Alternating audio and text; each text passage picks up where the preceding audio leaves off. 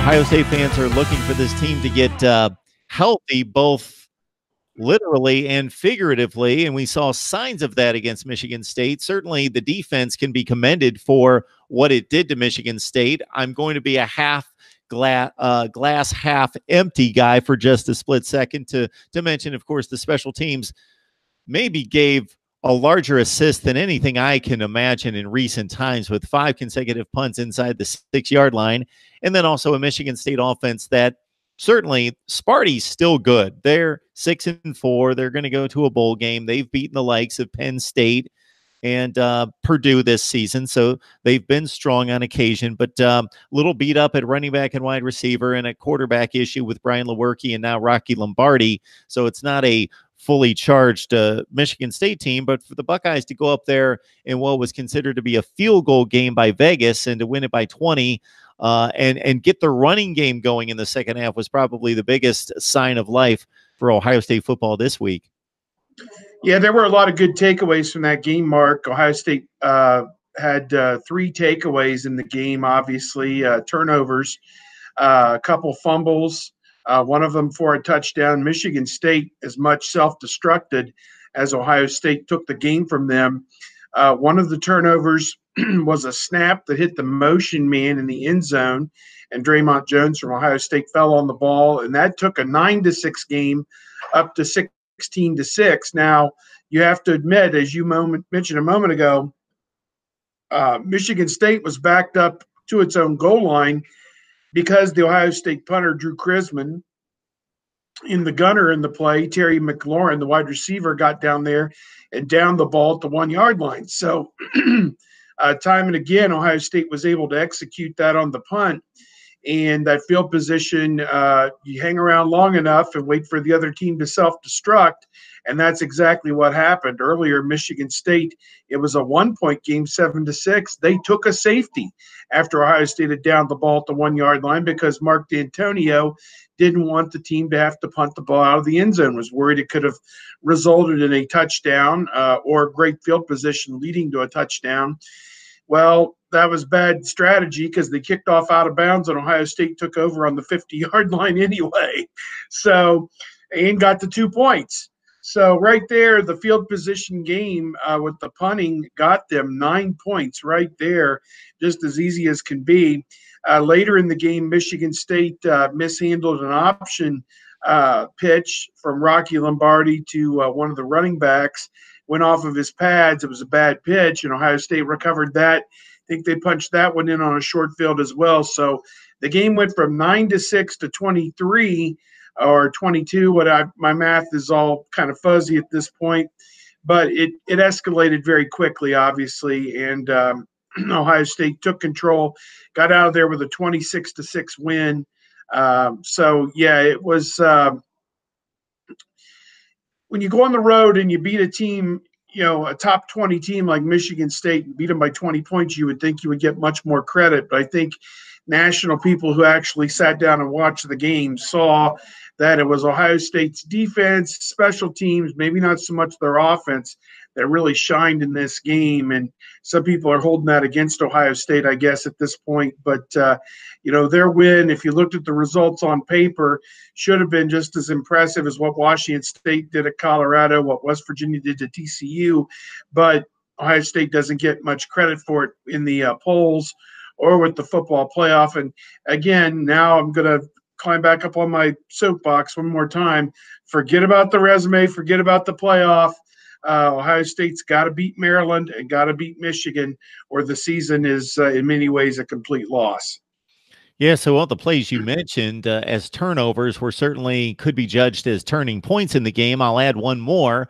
Buckeyes up 7-6, I think early second half, in which Michigan State ran that double pass, and the wide receiver threw a touchdown pass that was called back based on a lineman getting downfield that fooled the Buckeyes and would have given Michigan State a lead. That backed them up. They didn't score. Or that might have been a 7-3 Buckeyes lead. I think they did kick the field goal in that situation, but could have scored the touchdown. Yeah, it really hurt Michigan State. When we're at the game, things are moving awfully quickly, and there aren't a lot of – sometimes on plays like that, you'd think they would show the replay from 8 angles to say this was the guy who was downfield, but I never saw that.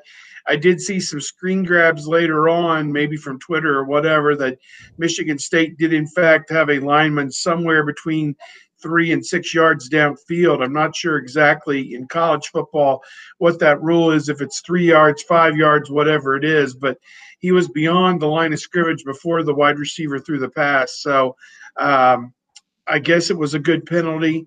I don't think Michigan State was all that happy about it.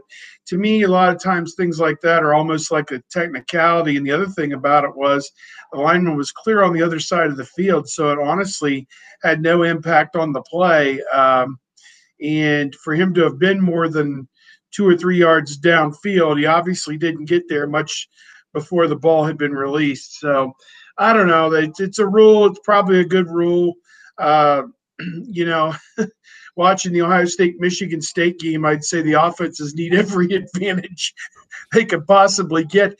Like Canada, let the guys run forward before the snap, because the offenses were miserable. And some of it had to do with the conditions. I get you that. It was 35 degrees at game time. There was a steady wind, anywhere 10 to 20 miles per hour out of the west, a cold wind, which made gripping the football, catching the football, anything involving the football difficult in this game. So I think we saw the same thing with the Iowa Northwestern game. They had a lot of the same problems that Ohio State had, that Michigan State had. Ohio State, in my mind, Mark, the lesson I come away with this game is that they came together as a team in a tough environment, a tough place to play, typically for a lot of schools, against the top 20 team, and they gutted one out. And their defense, regardless of how bad Michigan State is offensively, made plays, got stops, held them to 2 field goals and something like 270 yards total offense. That's a good day at the office for an Ohio State defense that we talk week in and week out has been much maligned, giving up big plays. They gave up one long run to Rocky Lombardi, who just has a live arm. I think he's going to be difficult, I think, for Big Ten teams to contend with going forward. But the Buckeye defense, I think, is a story coming out of this game that if they're able to play anything close to that, here they're going to play Maryland, who lost their quarterback and is on a second running back, although that running back just had a 200-yard game against Maryland. And then you get against Michigan with all the weapons that they have with Shea Patterson, Karan Higdon, Donovan Peoples-Jones, and everybody else connected with that offense. They're going to need to play their best football of the year the next 2 weeks in order to get through this period. I mean, Maryland is a team against Illinois that had 700 yards offense and 63 points. Then they played Michigan State the next week and got a field goal and 100 yards. So if you could tell me what's going to happen in this Big Ten 1 week to the next, it's kind of crazy. But Ohio State can't afford to overlook Maryland. This is a team that beat Texas early in the season, although, as we said, Tyrell Pigrome will play quarterback instead of Kasim Hill, and that may be a little bit of a drop-off because Hill's a better thrower. Pigrome is probably more of a dual threat guy, so I guess we'll see how that shakes out.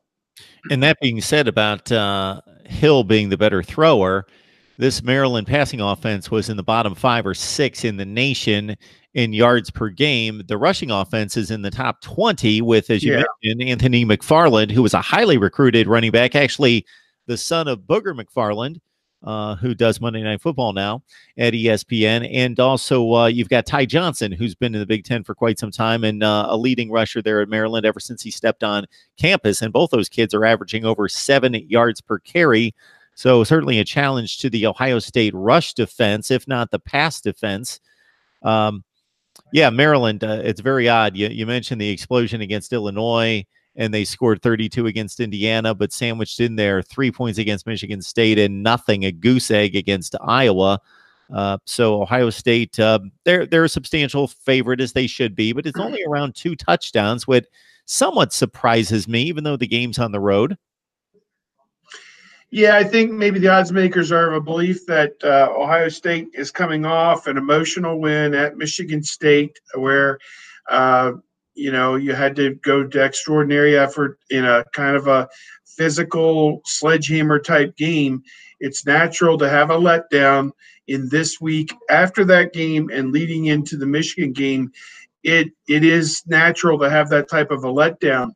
The Maryland situation to me is interesting. And again, I think everybody connected with college football is sad about the offseason situation with Jordan McNair and his death, and that should have never happened. I've been very outspoken in recent years personally about the lengths that these teams and these programs and these strength and conditioning people go to in the offseason.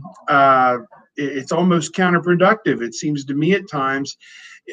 Perhaps one of the best situations was Willie Taggart took over at Oregon, and under Helfrich, they only won 4 or 5 games, and he was fired. And like within a month, they had guys coming down with Rabideau because they were putting them through a brick wall because they didn't win enough games for the previous coach. And so I know we're off on a sidetrack here, but my feeling is, what does that mean in January that somebody can do one more of whatever or whatever or whatever?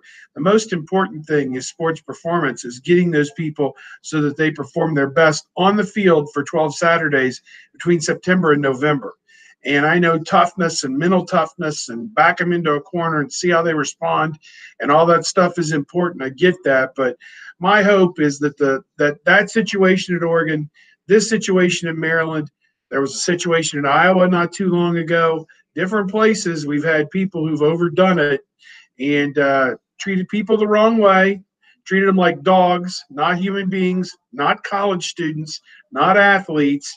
And I hope that as a industry, we, the media who are trying to hold some of these people accountable, and the college coaches and their strength and conditioning coaches are held accountable for what's happened, because it has in some cases veered way too far beyond just getting guys ready to play in the fall. It's become a test of manhood, a thing where you can say anything you want to somebody and treat people any way you want. And it's just not, it just doesn't make any sense to me why we've come to that point. These coaches, I mean, you look at Durkin. He was in his, third year of a 5-year contract. I mean, why would you ever jeopardize not being there the full 5 years by going to such extreme levels like this? I just don't understand. I know you didn't win up to your thought or what maybe the boosters thought or whatever, but why would you ever risk that job over something so trivial as putting somebody through some terrible workout on June 14th or whatever the day was when this tragedy happened? I am just not a big believer in this culture and this society that we have, get the guys ready to play. Let's agree on that. It's got to be hard. I get that, but get the guys ready to play. Maryland's been through so much this year, and it was stunning to me that I think they were almost distracted that week of the Michigan State game because Durkin had been reinstated. Then there was a major backlash, and it was unclear where the players kind of stood on that. I think some of his guys were probably okay with that. Some of the guys who had been offended by his guys and him probably weren't. I bet it was 50-50 down the middle, and eventually they did the right thing eventually in firing him and cutting ties with him. I think they thought maybe there were some mitigating circumstances that maybe he wasn't as culpable as maybe he'd been portrayed to be. But I couldn't believe that they didn't come out with a better showing against Michigan State. You would have thought that would have been a rallying cry that brought them all together, and instead they laid a complete egg. Last week, they're in position to go to a bowl game, beat Indiana on the road, and Indiana steals it at the end with a field goal turnover at the end, and that's that. So my guess is we'll get a very determined Maryland team up against Ohio State on Saturday. Ohio State's won the 4 games in the series so far by an average of 39 points. and they've hung 62 on Maryland 2 years in a row, including 62-3 2 years ago at College Park. I asked Matt Canada, who's the acting head coach at the University of Maryland, I said, what kind of a psychological hurdle is it for you as a coach and your staff to look these kids in the eye and say, you can beat this team, when in the back of the head, they know they've given up 62 points 2 years in a row. The guys who are sophomores, juniors, and seniors are, they know they've been there. They've been on the other end of the scoreboard. And he said he thinks that with everything that's at stake for his team, it's their senior day, that they will give Ohio State their best shot. And I am not of a mind to just blindly say Ohio State's going to walk in there and roll over this team, regardless of the past history. I lived through the Purdue game, and it was just within the last month. So, Ohio State's got to prove it. They don't have any just show up and wins at this point. And honestly, all season it's been a bit of a struggle for them.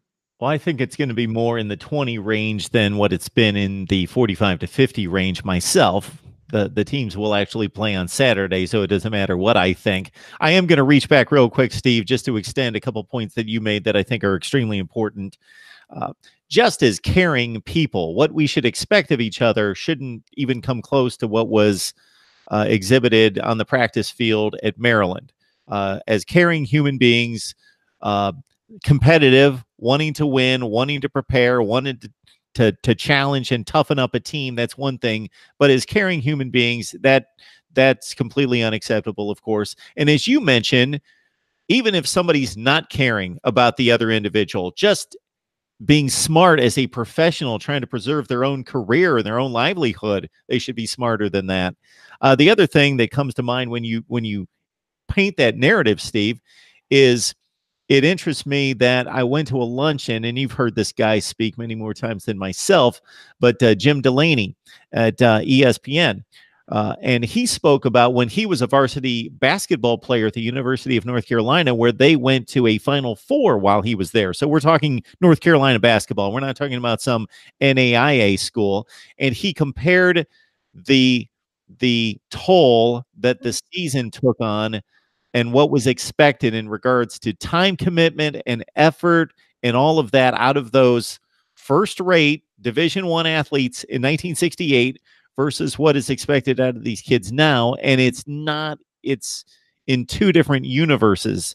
And it's just, I think over the years, a very competitive coach or administrator here and there has pushed the limits that much. And let's squeeze another hour out of them here, and it's just accumulated, and you're never going to go backwards. So it's only gotten worse and worse and worse. And it would be great if we could just kind of bring things back to more of a balance of student and athlete.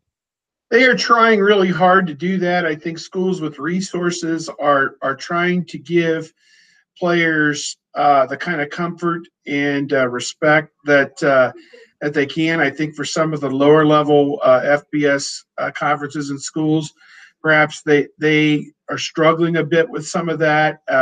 As we saw at New Mexico State a few years ago, they didn't have the money for training table. I mean, here they are, an FBS school, and for whatever reason, there was a budget shortfall, and they were going through a period where they didn't have the money for training. That's an extreme example. I don't have all the details on it. I don't think it was a season-long thing.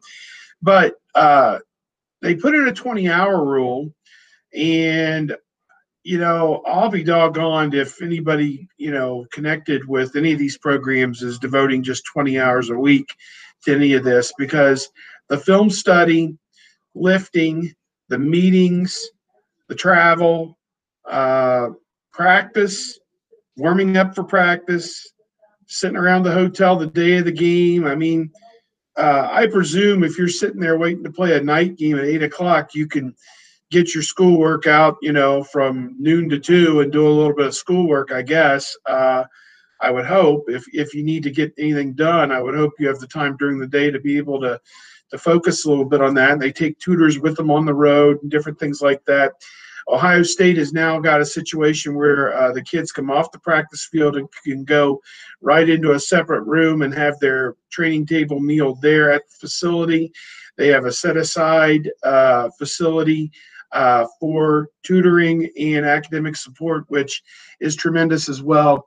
So at places like that, they have no excuse to have the resources needed to expedite those services for those players so that they're not spending an extra half an hour, whatever it may be, to get to something to finally get, their meal or their tutoring or whatever it is that it is, boom, boom, boom, as best as it can be. Now, I know there's no one size fits all solution to a lot of these issues in college athletics, but I think student athlete welfare and allowing these guys to enjoy themselves.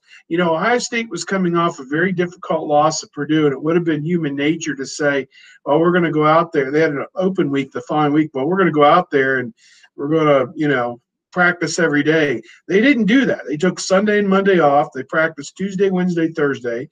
The coaches went out on the road recruiting Friday and Saturday. The players pretty much had Friday, Saturday, and I assume most of Sunday off because Dwayne Haskins was attending the Steelers game on that Sunday. So they gave them Sunday, Monday the previous weekend, and then most of Friday, Saturday, Sunday off the following weekend. That's an open week. That's how it should look. That's how it should be. I mean, I know the stakes are high for these coaches. Even the assistant coaches have hundreds and hundreds of thousands, some of them millions of dollars, riding on these games and winning and moving up in their profession and everything else. And that's the pressure that's been brought to bear on these kids, is to perform. And these coaches sometimes lose that perspective. And, I think I applaud Ohio State the way, from my standpoint, the way it seems they handled that open week was, we're going to get better Tuesday, Wednesday, Thursday. You may have obligations to lift Monday or Friday, but otherwise, you have some time set aside to go home. A lot of the kids went, a few of the kids who were from Texas went home to Texas and went to different places and had that ability to fly out and come back. It's always insightful commentary from Steve Hellwagon. You join him on 247 Sports Bucknuts. He is a Big Ten senior writer for 247 Sports. We'll get back to the football and wrap things up, Steve, just to get your take on a few things. There was one particular drive against Michigan State in which Dwayne Haskins was afforded a clean pocket, and he really looked what he looked like through much of the first half of the season, was ripping through throws. They ripped through about 5 or 6 pass completions in a row. Paris Campbell took it in at the end of that drive, and he looked good. Other than that, Dwayne Haskins is probably at his 2 worst games the last 2 weeks. Do you think the defensive coordinators are catching up with him, or just them being so one-dimensional has really taken its toll on him carrying the load? Yeah, I think the Nebraska game the week before, they were really trying to get the running game back going again. So I think the pass game was a little bit out of sync. He's used to, up till now, Mark, if they run 6 plays, he's been throwing on 3 or 4 of them. So I think that they wanted to get the running game going against Nebraska. That ended up a much closer game than I think the staff, anybody thought it was going to be. I think it was a 5-point win, 36-31. Something like that. Kind of underwhelming, I think, a lot of people's minds when you're playing a team that was 2-6, I believe, at the time. So Nebraska has turned out. I mean, they played an outstanding game this past week, and by all rights, I think they're 3-7. Very well could be 6-4 or something like that very easily. That's how good a team they are. Just have had some bad breaks that have gone against them at times. So I look at it that game was not a game where they put his needs and the need of the pass offense first. They wanted to get Dobbins and Weber going, which they did. And then this past week, the conditions were not conducive. As I said, 35 degrees, 20-mile-per-hour winds. Yeah, he had some throws that kind of sailed high and wide. His protection was not as good. Kenny Willekes from Michigan State, number 48, is a pretty good defensive end. He exerted some pressure at times. Dwayne had one pass to Johnny Dixon on a crossing route that went off his hands, that if he catches that one, he may still be running for a big gain. And that play alone could have put him close to 300 yards. So, I've been getting that question a lot, Mark, like what's wrong with Dwayne Haskins? And I think it's a combination of what I'm telling you And as you pointed out, I think when you have now 9 or 10 games on tape and people can study and see this is what he loves to do. And it's pretty simple what he loves to do. He loves to hit the guys on the crossing route. He loves to hit the flanker screen that they set up for Paris Campbell. And he doesn't throw downfield a whole lot. And they misfired on one to Terry McLaurin over the top. Just overthrew him by a couple of yards, maybe. Some people thought, why isn't Terry laying out to catch that ball even? That's how close it was. I don't know. Maybe he couldn't visualize where it was at. I don't know. But, one throw here, one throw there, his final numbers look a lot better. And then maybe he's not dealing with those questions that, why is he struggling so much? Maryland, I think I believe, have a very good pass defense. They've got some great athletes. I think they're top 20 nationally in pass defense and probably top 10 in pass efficiency defense, Mark, because they lead the country with 17 interceptions this season. Now, 5 of those came against Rutgers, so you should put a star by that because, those numbers should be thrown out. But 17 interceptions for the season, and Trey Watson, outstanding linebacker, he's got 5. So I look at it that he's going to be tested this week. The offensive line's going to have to block for him pretty well. Guys are going to have to make plays for him. You'd say Austin Mack's been out of the lineup the last couple of weeks, but he was never more than about a 3-catch-a-game guy.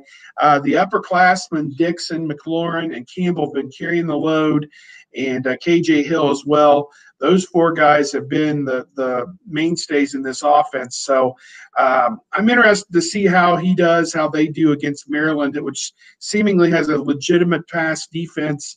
I think it'll be a really good game, probably for a half or 3 quarters. But I think Ohio State's physicality, as we saw against Michigan State, one of the longtime reporters just noted to me that in the fourth quarter, when this game was on the line, Ohio State dominated on both sides of the line, offensively and defensively, and Michigan State, just kind of willowed away at the end. And I think probably the same thing will happen this week with Maryland. So the one obvious name to bring up in response to the passing game situation, Steve, of course, is Tate Martell. So how about that? Right there. That my one question to you, and you can expand, of course, as you always do, on whatever you'd like here, but it's obvious that he's going to run the ball. He's a running threat. He's going to pick his gap in the Wildcat. Plus, they actually have some designed plays that are less freelance than that. But do they have the confidence? And of course, you don't ultimately have this answer, but it'll be interesting to see if they have the confidence to let him throw the ball as well in those situations. I think that was great for them to get him that experience last week. I think Dwayne, by his own admission, is a little bit frustrated that they would take him off the field considering the season that he has had, but he said it's for the betterment of the team, and he's proud of Tate Martell and the growth that he's made. Tate had really not played in probably 6 games all the way back to the early portion of the season. Tulane, there may have been another game after that, way back when, that he got in there, but he had played lights out. I think he had a game where he completed 10 or 11 passes in a row and had done some nice things. They put him in on 1st and goal at the 6-yard line, and he very nearly scored. He got it down to the 1, and then 2 plays later, Haskins threw the little sugar toss to Campbell, the motion man, and he was able – that's a play they love to run because Paris Campbell's got that speed that if he's got a full head of steam, even though the defense could have the angle on him and a shorter path to that pylon, he's going to beat him there 8 times out of 10. And that's what we've seen consistently is that when they've been down there inside the 2 or 3 yard line, he has scored on that play routinely. They brought Martell back later in the game and again on the goal line, but I'm getting a thing. I'm going to need to put the battery on my computer, but I will do that here in just a moment. But the point I was going to say is there was a fumbled snap. Michael Jordan sent him a bad snap wide of him. It went off his hands, and instead of falling on it, he made the rookie a mistake of trying to pick it up on the run. And, Maryland was able to recover that one. I don't know if you hold that one entirely against him because it was a terrible snap, but yeah, I think you look at what he's done. I think it warrants another shot down there, no doubt about it. I'm going to go grab that cord. One Sure. sec. We got Steve Hellwagon on the line from Bucknuts, 247 Sports platform for Ohio State football. Of course, the Buckeyes have a trip to College Park to take on the Terps. Ohio State, despite all the criticism, despite the lack of respect by many in the College Football Playoff Selection Committee boardroom at number 10 and the lowest ranking of the one-loss teams, has the date against Maryland. Then, of course, the big showdown against Michigan, unless they trip up for the Big Ten Eastern Division Championship and a trip to Indianapolis. And I've got basically one more topic to bring up with Steve. We will have Steve Hellwick, not to be confused with Steve Hellwagon, coming up next to talk Texas football with the Longhorns taking on Iowa State, with still a shot at a Big 12 championship in line, and also some MAC football, as Steve writes for the SB Nation platform for the MAC Hustle Belt.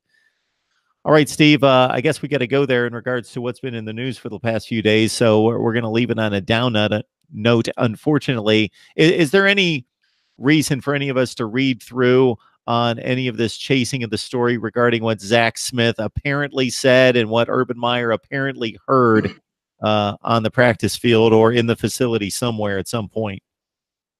Yeah, it seems what Brett McMurphy reported, there was some type of an on-field altercation during the 2017 season involving Zach Smith, the wide receivers coach, and Trayvon Grimes, who was a big-time wide receiver recruit from Fort Lauderdale, St. Thomas Aquinas High School, which has been so great to Ohio State. The Bosa brothers are from there, and Ohio State has tapped into that wealth of talent down there. Zach Smith and Trayvon Grimes built a tremendous rapport during the recruiting process. And so for this story to come out this week that there was some type of altercation between them is it's very interesting, I guess. I guess there was some sort of incident. Trayvon, I think, as somewhat of a punishment, was left off of a travel roster for a game that came up after that. He had played in 3 or 4 of the early season games last year and had 3 catches.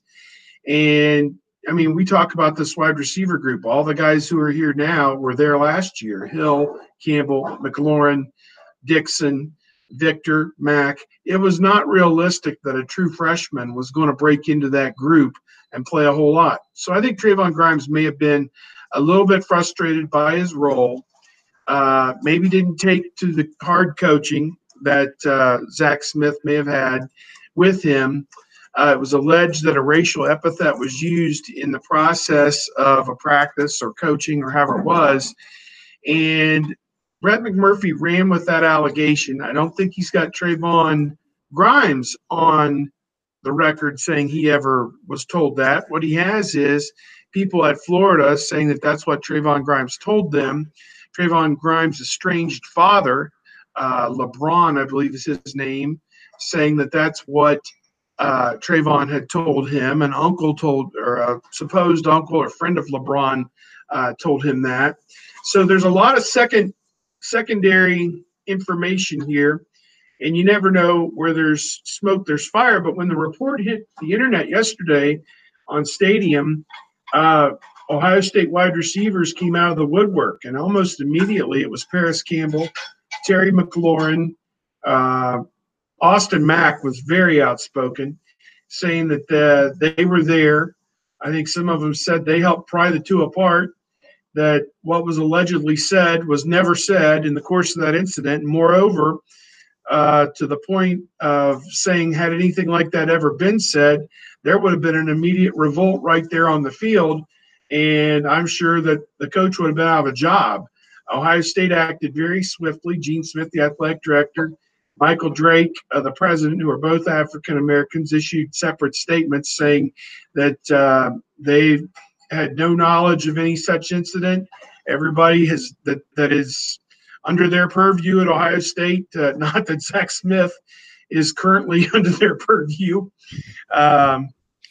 Goodness, what an episode this has been.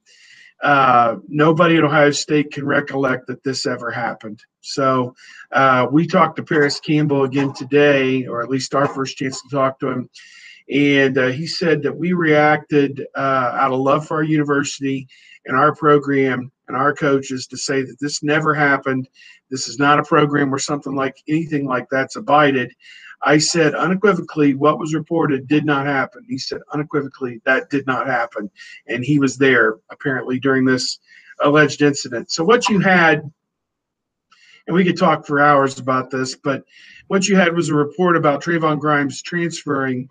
It goes on into his mother Leah's health situation with cancer. Did she have cancer? Did she not have cancer? How serious is it? And I can't understand, Mark, again, I'm back shaking my head about the McNair situation at Maryland. Now I'm shaking my head about this report yesterday. Why is this important to anybody? This is such a meaningless story. Other than, I mean, I think the accusation, if you had that on solid ground where you had eyewitness accounts that this coach said this and that's why he left Florida, maybe there's some validity worth reporting that. But secondhand information that no one corroborates, and then you spend the first half of this article building up the credibility of his dad and his mom, and then spent the second half of the article tearing down the credibility of his dad and his mom. This has just been another terrible episode that you know, I don't know what Brett McMurphy's sentiment, what his goal was with this. I mean, Zach Smith's already lost his job.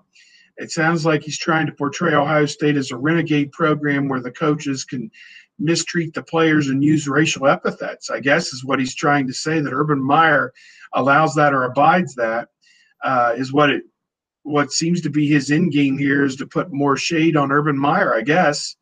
I don't even know what it would be.